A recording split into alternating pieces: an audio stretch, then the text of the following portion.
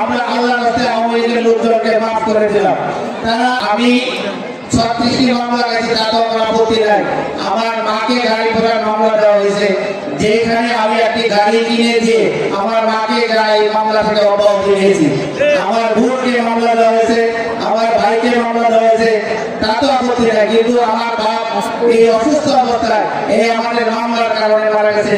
তারপরও আমি এখানে দাঁড়িয়ে এই বাজার এবং পাবনাটের সকলের কাছে সবিনয় অনুরোধ করবো, তারা যে সমস্ত কাজ করেছে আজকে এখানে দাঁড়িয়ে আমি ঘোষণা দিচ্ছি, আমরা আল্লাহর রাস্তায় আওয়ামী লীগের লোকজনকে মাফ করে দিলাম। তারা তাদের পাপের প্রায়শ্চিত্ত আল্লাহ বিচার করবে।